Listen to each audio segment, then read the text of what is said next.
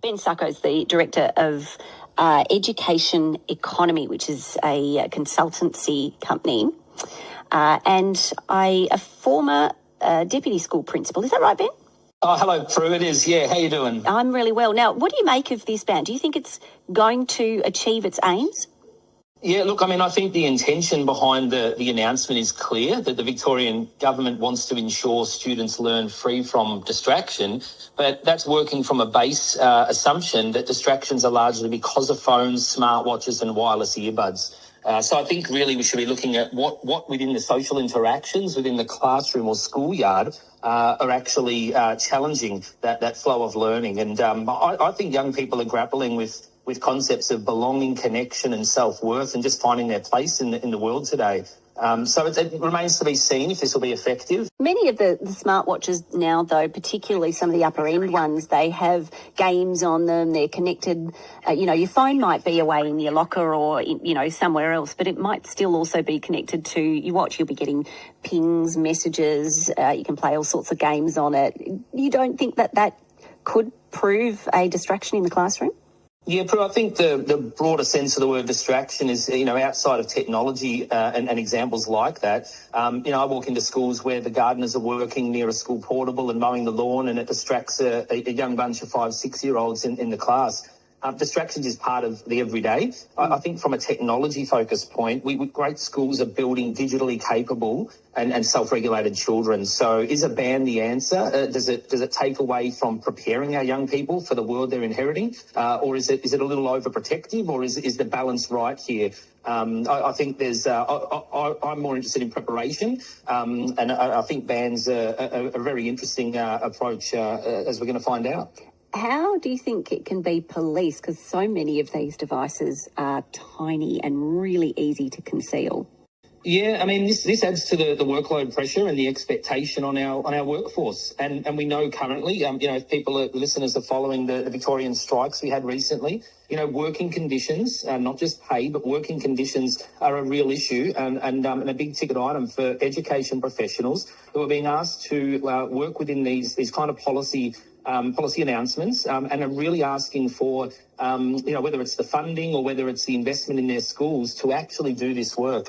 I think it will be tricky to police some of these elements. So we need to see what this looks like and what the Victorian Government's practical implementation of this actually looks like, and hear from our principal associations, our teachers on the ground as well as this comes into being. How would you like to manage distraction? And do you think it is as big an issue in the classroom as is being stated here? A lot of my work focuses on that deterioration of social interactions and creating conditions where teachers get the best opportunity to deliver quality teaching, and that children and young people get the best opportunity to learn and engage with the learning.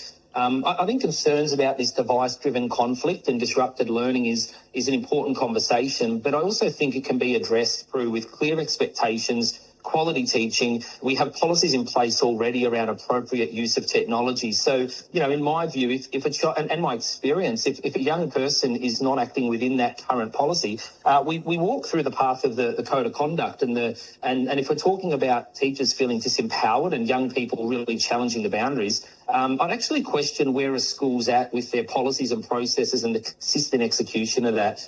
I do worry that we've got an imbalance around how parents and schools are working together because this issue is not just school-centric. It's a society issue and we need to work better together to address it. It sounds like you think this is a simplistic way to deal with this issue. It sounds, though, like that is a big issue. That's a lot of work to be doing on a daily basis while you're also just trying to teach a class. Yeah, you're right, Prue. But I mean, I'm listening to our teachers that talk about the workload, the reports that come out around excessive workload, a sense of disconnect around the purpose of what they're there to do and they would like to do, and the challenges to, even if they believe in policy that comes into the school grounds, the challenges to implement it well. I think the real issue is teachers that want to implement these things well, the challenge is to be able to do that. I think a blanket legislative approach will no doubt create implementation and, as you said, enforcement challenges for schools and parents. And you look at senior secondary subjects where technology is embedded in the learning. So we don't want schools spending more time policing devices through than building this digital responsibility and setting these young people up for the future. Ben, do you think that the law that banned smartphones in the classroom was the right move when it came in nearly 6 years ago?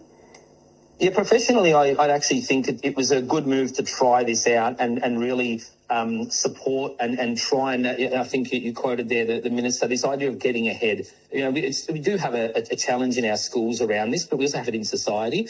But the evaluations that are referred to are so far, I believe, from New South Wales and SA. So we'd love to see what's the work in Victoria being done to show that this is working, and how are we capturing student voice? Because a lot of the surveys are principals and teachers report the gains and the lesser disruption. I'm really driven to also balance that with student voice and see what the young people are saying as recipients of the education that they're being provided with. Ben, always good to talk with you. Thank you so much. Ben Sacco is the Managing Director of Education Economy